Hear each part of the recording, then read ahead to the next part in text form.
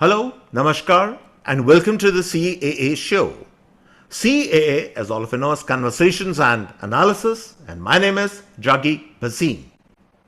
Why is it that the 2024 Kawariya Yatra has become such a controversial yatra? Why is it that the UP government order that all eateries along the way of the Kawariya Yatra have to display signage, the names of the proprietor and the people working in that establishment become such a controversial order? And is the fear of the so-called Muslim boycott the real controversy of this yatra? I will discuss all these issues in this podcast, but before I do that, I would urge all of you to subscribe to my channel. You can see that red dot on your screen. Press that red dot and you become a subscriber of my channel. Subscription is, of course, completely free. And as I keep promising in podcast after podcast, the views in my channel are different. I have always a different take in this world of podcasts. So go for it, become a subscriber of my channel, and do like my podcasts also. So let's get the ball rolling and straight away address all these issues. But before I do that, a caveat, I would like to give what is called a prescriptive warning.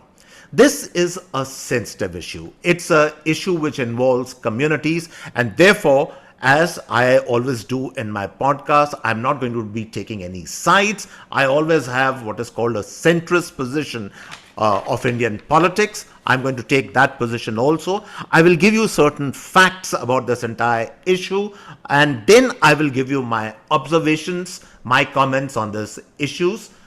And therefore, let's get started right from the beginning and let's address some of the facts which are staring us in the face about the Kawariya Yatra. The first thing is that the Kawariya Yatra is not a day-long yatra. A lot of people forget this thing. The Kawariya Yatra is a month-long yatra. And a lot of things happen in the month. Now, from past experiences, we know that the Kawariya Yatra passes through a number of states. It is almost, I think, 240 to 200 kilometers long yatra. And the Kawars, they are walking on the roads, they are walking on arterial highways. And as you all know, they're carrying the Kawar, which is a bamboo kind of a stick, holding the pots, carrying the Ganga Jal. And to be honest, there have been a few problems in the past. There have been a few clashes also along the roads. Does cause inconvenience to the ordinary citizenry. But the fact is, we all respect the religious fervor of the Kawariyas, and therefore we make room for them. We give space to them. Even though sometimes, as I said, traffic is delayed or you can be held up in a traffic snarl because of the Kawariya Yatra, but we all do our best to accommodate them because we understand the religious persuasion, the religious feelings of the Kawariyas. And so the simple question which I'm asking is that if all of us can do that, why can't other people, other vested interests, sometimes even members of another community also do that? So let's keep this fact in mind. That's the first point. The second point is I'm going to talk about signage, because this entire controversy has started from this issue of signage, that why are especially the Muslim eateries being forced to display signage when the Kawariya Yatra is passing through all these states. Now, I remember a time when I was a kid, when I was growing up in the Gold Market area of Delhi. And I still remember there used to be shops, and this is decades back, where there would be these Muslim shop owners, and they would display very proudly, I would say, halal meat. But that was not in English. That was basically in Hindi and in Urdu. And I don't think so anyone had forced them at that time to display the fact halal meat. What could be the reason for that? They probably wanted to appeal to members of their own community. That obviously was a primary objective. And at that time, there used to be this distinction between, it is still there, between halal meat and jhatka meat.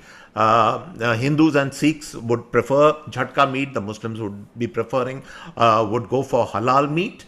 So that used to be there in our time also. So signage is nothing new. Signage, display of signage has been there for decades and decades. It is not some newfound thing which people have discovered all of a sudden. It's been there for a very, very long time.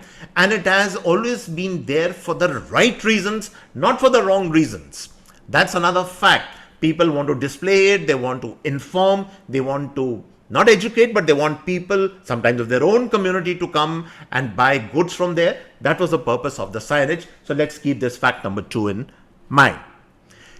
Then very quickly, let's take a look at the Kawariya Yatra. I'm surprised there's so much of commentary going on the Kawariya Yatra and this controversy.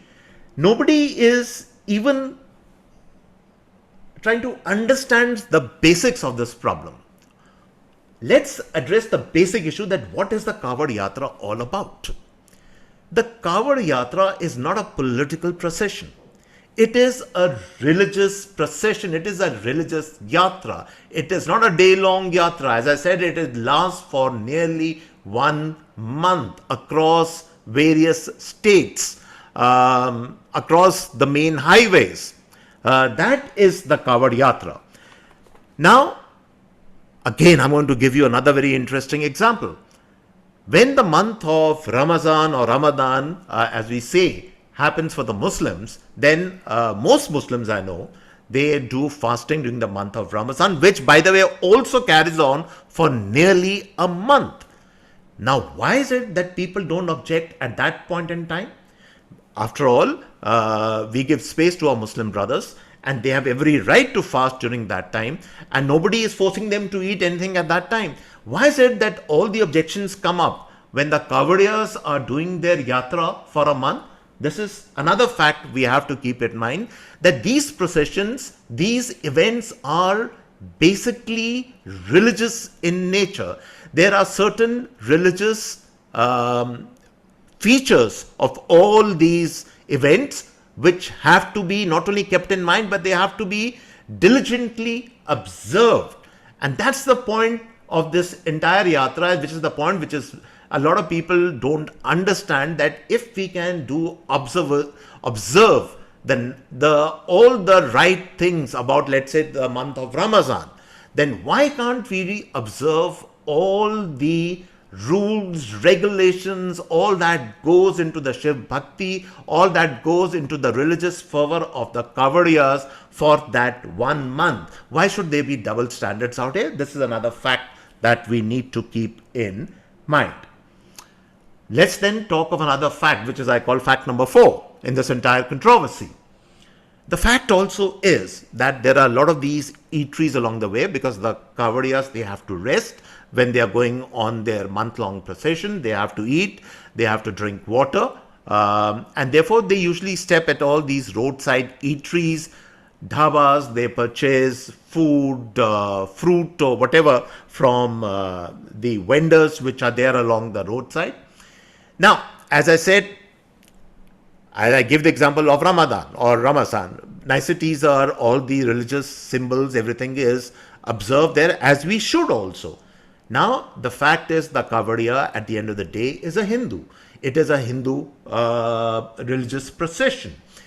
And therefore, they would like to probably eat in a Hindu stall. They would probably, not probably, but in 100% they would be wanting to eat vegetarian, Shuddh vegetarian food, as we call it. Don't they therefore have the right to then pick stalls, pick dhabas, pick eateries of their choice, of their religious orientation and color? And how would they know about it? The only way they would know about it, if the signage of the proprietor and the people working that establishment is displayed. How does that become communal? For God's sake, can anyone explain to me?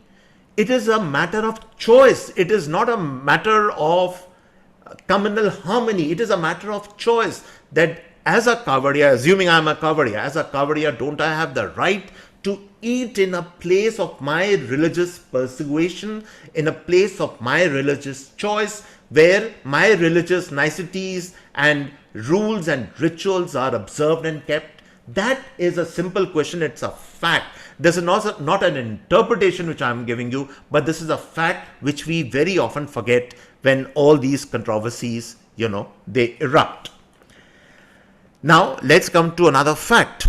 Now, this fact is not directly related to the Kawariya Yatra, but rather it's a fact which has been in the background. But we have to. This is a very central point to this entire controversy. The fact also is that not very far back, that is a little bit over a month back, the general elections had happened, and the Muslims, Ummah, as we say, to a man, to a woman literally, had voted against the BJP. They had almost like voted in a block. Now that's a fact. Why they voted and all that, lot of commentary has already taken place on that. I don't want to get into that, but let's keep this fact into mind that the Muslims had Ummah, as we say, they had voted against the BJP in the general elections. Now, also, I will address another fact, and the fact is that are not vested interests, specific groups, so-called liberal secular parties jumping into the fray and communalizing the issue. Is that not a fact? I mean, you can keep on blaming Yogi, or you can keep on blaming the UP government's administration's order on this yatra. But the fact also is, you have to acknowledge the fact that the entire spectrum of all these worthies, the entire spectrum of the media on the left liberal side, the secular, so-called secular side, are they not polarizing and communalizing this situation? Maybe certainly a part of the right-wing medias also do that. I won't run away from the fact that also could be true. But certainly I know that the secular lot, the entire so-called secular lot is communalizing, is polarizing this issue. This is another fact that we have to keep in mind. And therefore, I've given you all these facts associated with the yatra. Now let's keep these facts in our mind, and then let's talk of the motive. Because remember, everything in life, there is one thing which is known as a fact, and then there is something which is known as a subtext. A subtext, or what is happening below the surface, or what are the undercurrents, or what is the real motive of those facts. So let's address the elephant in the room. I'm not going to run away from it. I'm not going to make apologies for anyone for that matter in this podcast. The real elephant in the room is all this happening because some kind of an economic boycott of the Muslims has started with this event, and it will keep picking up pace as we go in the future. Is that the real issue out here? I'm not giving a definitive yes or a no, but again, I'm asking you to park this motive fact in your mind before I finally give you my observations on the entire thing. Okay. Before I give you my observations, one last fact. And this is, I think, a very important fact we have to keep into mind. In this entire controversy, is there an official policy which has been articulated by the BJP that it wants an economic boycott of the Muslims, or this entire order has been taken out because it wants to polarize communities, or it wants to put Muslims in a corner, or rather it wants that the Muslims gain, they make no money, profit, or a living from feeding the Kawariyas as they go along the way, especially the eateries which are owned by Muslims along the way. Is that the real purpose? And the fact we have to keep into mind is there is no such official BJP policy. We keep forgetting sometimes the basic things. We keep jumping the gun. The problem in our country is that we suddenly pole vault, I would say, from a point A to point Z, skipping all those alphabets in between. We have to go step by step to understand the issue. The fact of the matter is the BJP has spelled no such policy. Nothing of this sort has been articulated. In fact, if you look even a little more closely, then you'll find that this policy, this order of the UP government is nothing but the same order which was in circulation in 2006. And if I'm not mistaken, it was called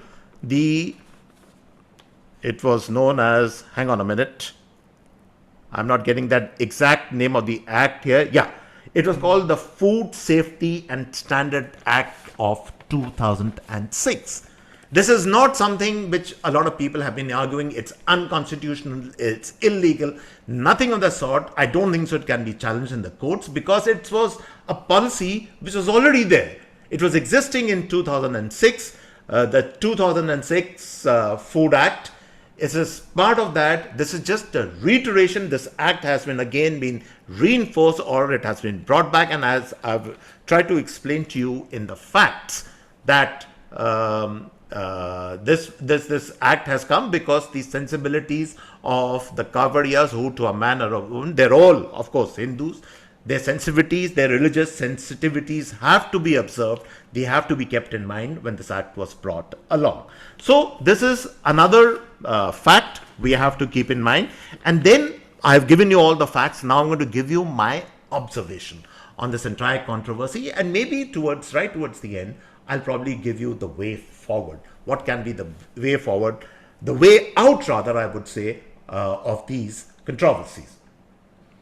Now, my observations in this matter are such that in the ideal world, of course, there should be brotherhood, there should be communal amity, there should be communal harmony. Communities have to get along with each other. This is the ideal of Bharat. This is the ideal of our country. This always has to be there. But let us also face the fact that we also live in the real world. And in the real world, fortunately or unfortunately, or whatever you want to call it, for every action, there is always a reaction. Now, what is the action I'm talking about, or what is the reaction I'm talking about?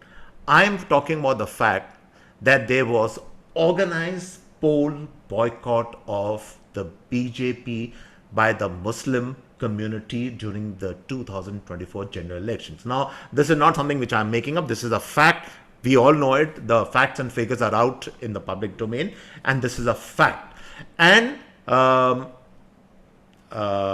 all the leaders of the Muslim community, all the well-wishers of the Muslim community, all the people supporting them had exhorted or given like a clarion call to the Muslim community to go for this poll boycott, and which actually happened. The fact also is, and this is an observation which I'm giving you, I'm not taking any side, I'm not giving that this is my position. There was a lot of hurt, there was a lot of disappointment, there was a lot of even anger in the majority community when this poll boycott happened. Does that mean that an economic boycott of the Muslims is justified? Certainly no. I say with all emphasis, absolutely not. I'm just giving you my observations that for every action, sometimes there are reactions. So that was the action, and maybe there is a reaction, especially perhaps in the minds of many, many people right now. They were angry, they were hurt, they were disappointed at the boycott, poll boycott of the Muslim community. Especially keeping in mind of the slogan of the BJP, Sabka Saath, Sabka Vikas, which obviously meant all communities, but the ground reality really being that, yes, we gave the Vikas to the Muslims, but they never reciprocated by giving us their vote. So that is an observation which is a fact. And it's not as if from this Kawariya Yatra 2024 that some kind of an economic boycott of the Muslims is beginning. Let's please live in the real world. We all know that Muslims have been facing problems, even I would say discrimination in the big cities, certainly in terms of housing, in terms of tenancy, in terms of even acquiring flats, apartments, being part of societies. There has been a ghettoization going on of the Muslims, and I'm not blaming the majority community or anybody else, but this is a fact which I am reiterating. So anybody who argues and says, oh, the economic boycott of Muslims is starting from the Kawariya Yatra is complete rubbish. It has already been there. But yes, I will acknowledge the fact that, as I explained to you, that there is hurt, anger and disappointment in many sections of society today, especially in the majority community. Maybe the economic boycott feeling is there in the mind. Maybe it might gather pace. Maybe it will die a death of its own. I don't know. But I'm just placing facts in front of you. Now, my observation on the entire thing also is this, and this also is my conclusion of this entire problem. I have explained to you the religious reasons, the administrative reasons, the legal reasons why this signage has been put up. It is a signage which was already there in circulation in 2006. It has just been brought back. It is being a little bit reinforced now. It of course was first in Muzaffarnagar. Now it is being asked to, it has to be put up in everywhere in Uttar Pradesh.